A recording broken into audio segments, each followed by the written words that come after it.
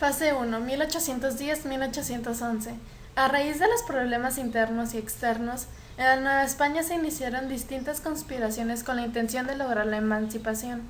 Problemas internos: descontento general de la población por la desigualdad y pérdida de privilegios. Problemas externos: la invasión a España por Francia encabezada por Napoleón, las ideas ilustradas en los criollos, la influencia de la Revolución Francesa, la explotación de la colonia. Mientras sucedía en las Cortes de Cádiz, en la Nueva España se iniciaba el movimiento de independencia, al ser descubierta una de las principales conspiraciones. En Dolores, Guanajuato, el cura Miguel Hidalgo da inicio en la noche del 15 de septiembre de 1810, con el ya conocido grito de independencia: ¡Viva el rey! ¡Muera el mal gobierno! El pueblo, cansado de más de 300 años de injusticias, se une a la causa. Existían dos movimientos: el de los criollos, quienes luchaban por sus deseos de independizarse, librarse de los españoles y con esto poder dominar y asentarse en el poder; el del pueblo, quienes luchaban por sus tierras y por el sueño de una nación libre e igualitaria.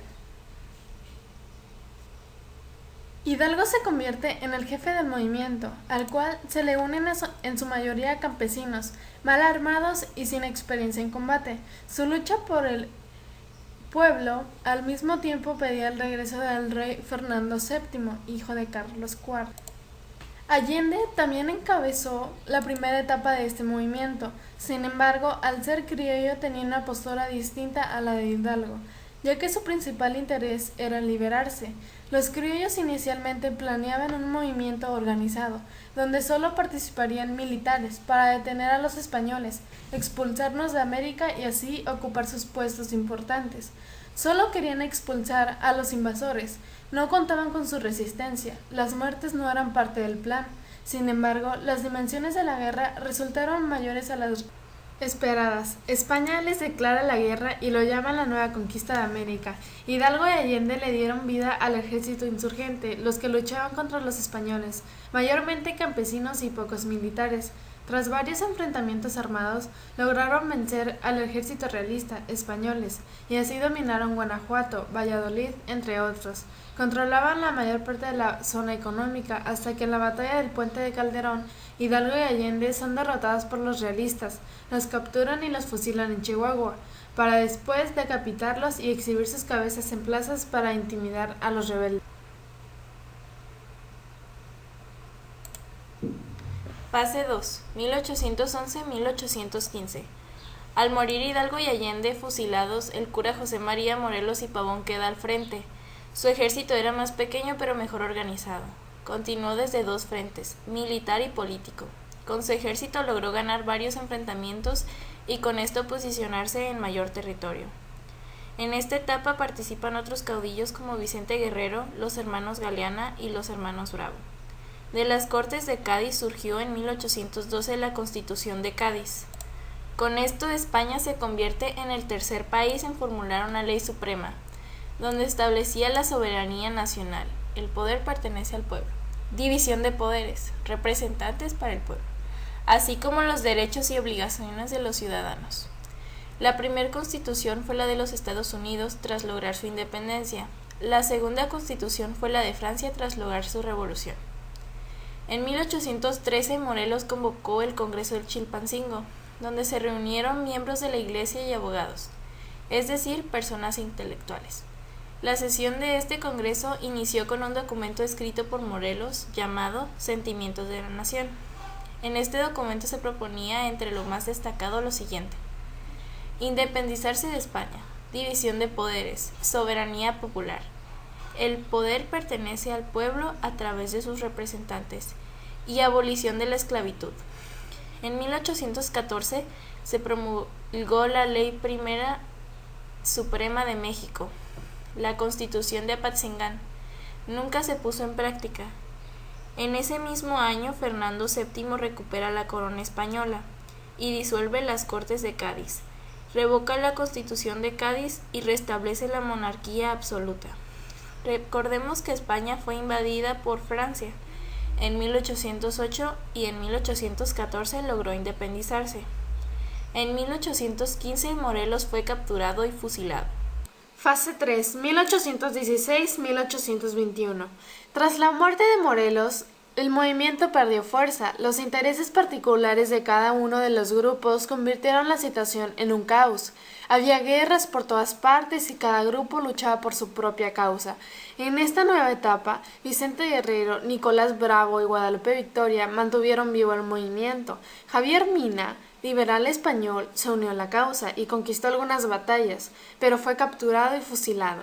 Vicente Guerrero se mantuvo luchando a favor de los insurgentes en el sur hasta 1820.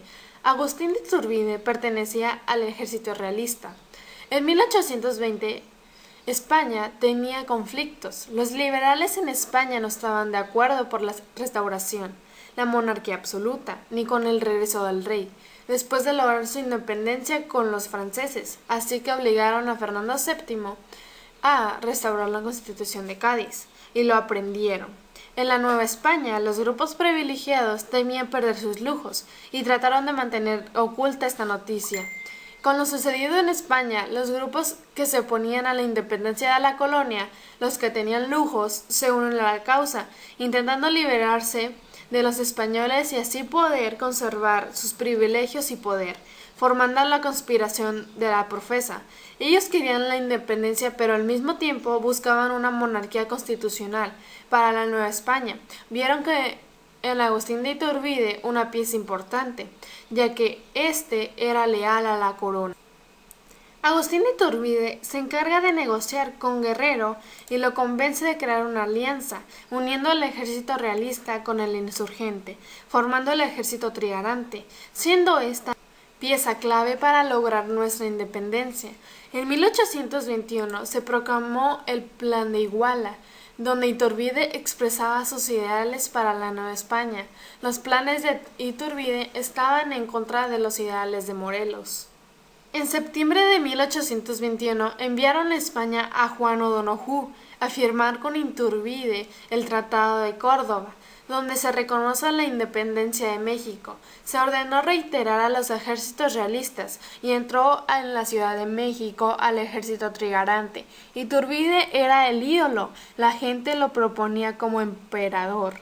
Como en los tratados de Córdoba, se indicaba que México sería gobernado por una monarquía moderada. Iturbide organizó una junta provisional gobernativa, mientras se elegía la nueva cabeza de México. Fue hasta mayo de 1822 cuando Iturbide fue coronado emperador de México. Se encontró con la ayuda del ejército, disolvió el Congreso y dio la orden de encarcelar a todos aquellos que no lo apoyaban. Ante esta situación, Antonio López de Santa Anna se levantó en Veracruz en contra de Iturbide y exigía una república y el restablecimiento del Congreso. En marzo de 1823, Iturbide renunció y terminó así el único imperio de México. Fue entonces cuando la nación independiente adopta como forma de gobierno una república representativa, establecida en la Constitución de 1824, logrando así la completa independencia, pero se enfrentarían a nuevos problemas sociales, económicos y políticos.